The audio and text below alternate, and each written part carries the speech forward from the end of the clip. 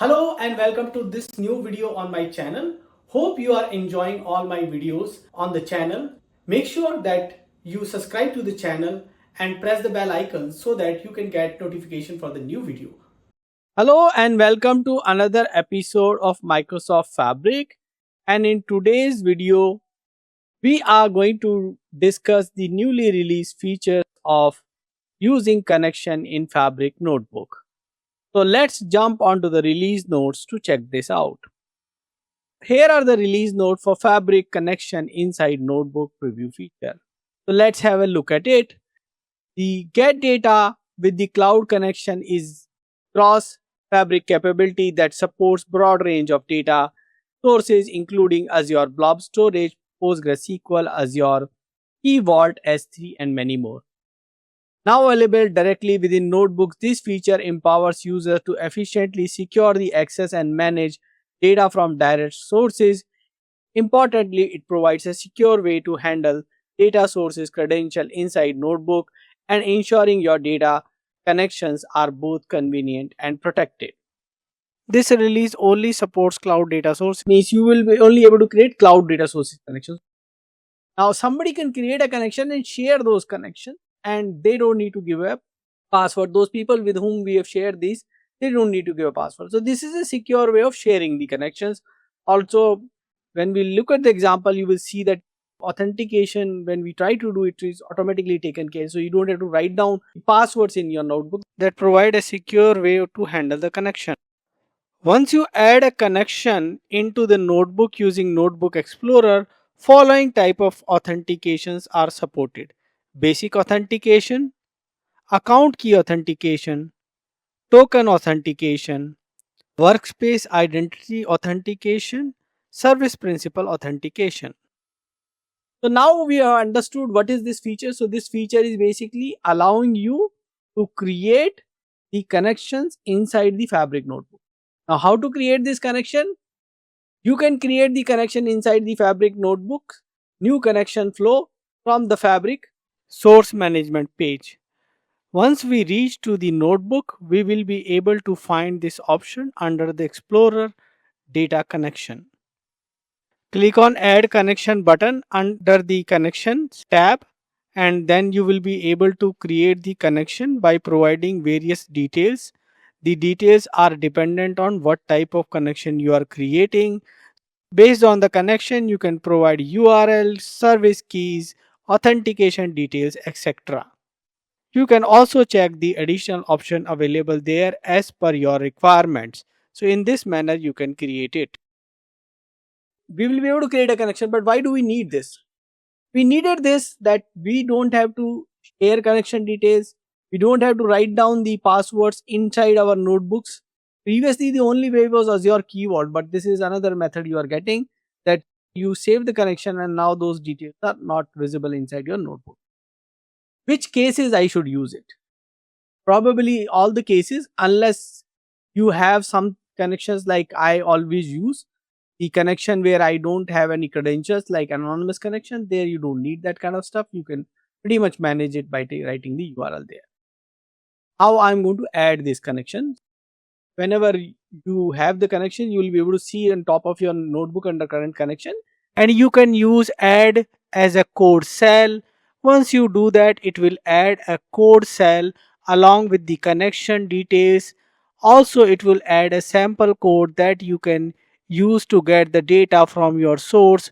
Typically in SQL Server, it gets all the table list along with one sample data. What we are going to do is we are going to try this feature out. This is something which we are looking forward for quite some time, that a secure way on notebook without providing all the details. Let me jump onto the Microsoft Fabric and I am here on the app.powerbi.com, which is nothing but the Power BI experience of Microsoft Fabric. I'm going to jump on my workspace by clicking on workspaces, Amit workspace 01. That's the workspace I want to use. And here I'm going to click on new item.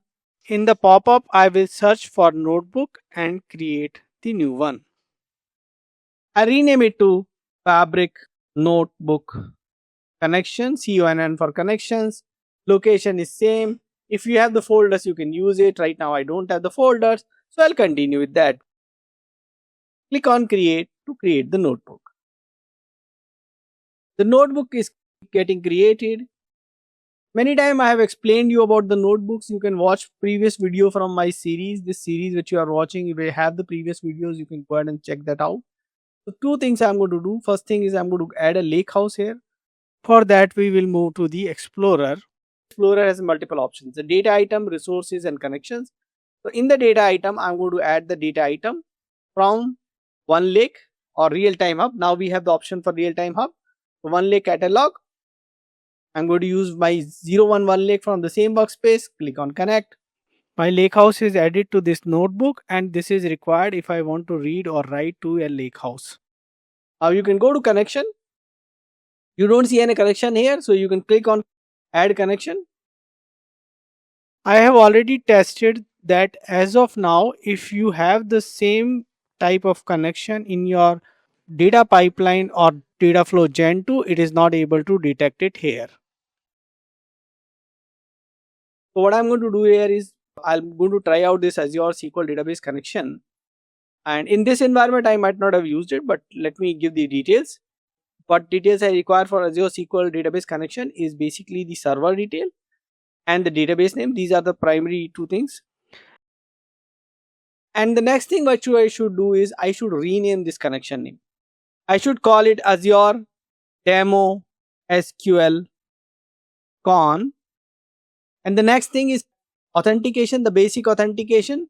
So I'm going to provide the basic authentication here. So let me provide the basic authentication detail, which is username and password.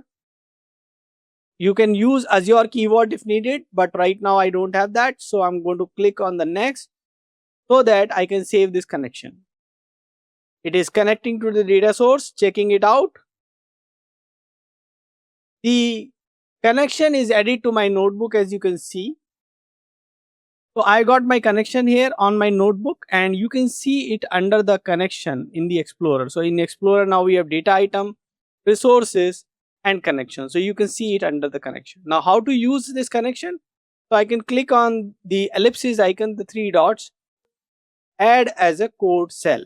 So once I click on this, you will see this entire code. So like automatically import what is required: PYODBC, pandas, JSON, and then connection ID is there, and based on the connection ID it is getting the details, credentials. See, there is nothing visible now. If you see, you only have the server name and the database name, but you don't see password anywhere. It is getting that from this connection details by providing this connection ID.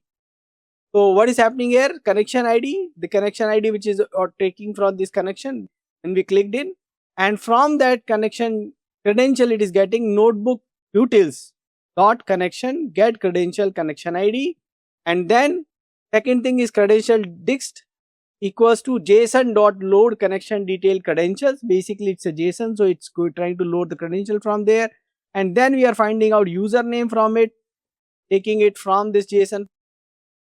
If the item name is username, then we are taking it as username. If the item name is password, then we are taking password. Then we are providing the server name, which is actually this also provided as a string, and database name is also provided as a string. Then pyodbc.connect, which is basically going to use the SQL Server driver, SQL Server 18 driver to connect with Azure SQL. Then server name, database name, username and password provided as the arguments. And then we have the next thing is cursor equals to connection dot connect, which is connection which we already created. And then cursor dot execute, we are trying to execute here a select statement, which is nothing but basically getting the information schema tables. We are going to get all the table names, and then we are fetching those using the tables.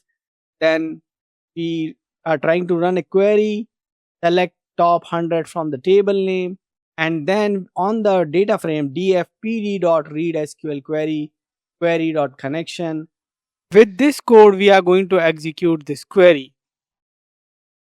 What we are doing is, first we are getting all the table names, we read the first table name, and for the first table name we are trying to get the records.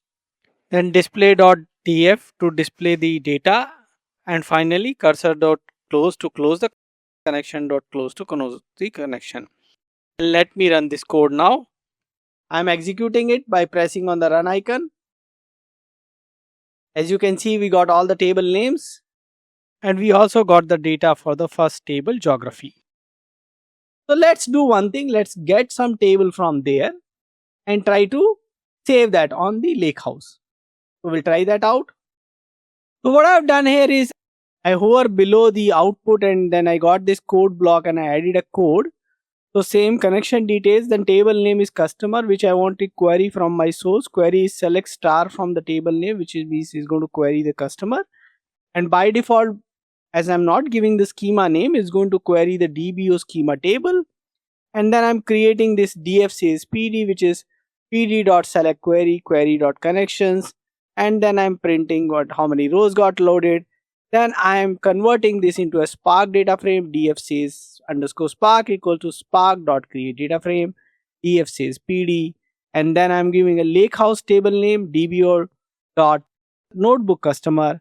And then df.spark.write.format is delta, mode is overwrite, and save table as lakehouse table name.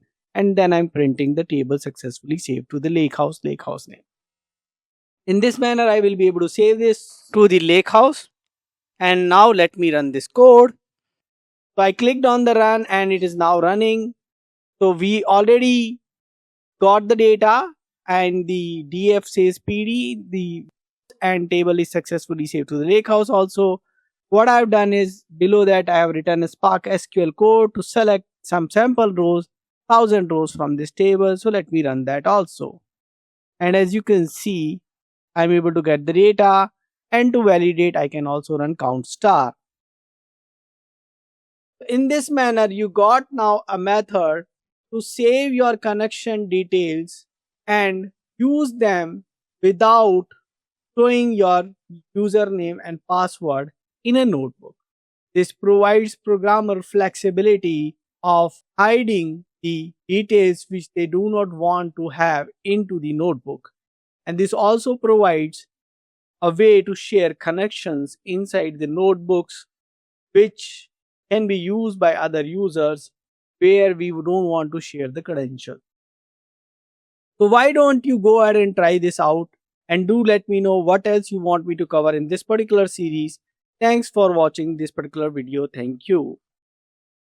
Keep watching, keep asking questions in comment, press the bell icon so that you can get notification of my new videos. Thanks for watching this particular video. Thank you.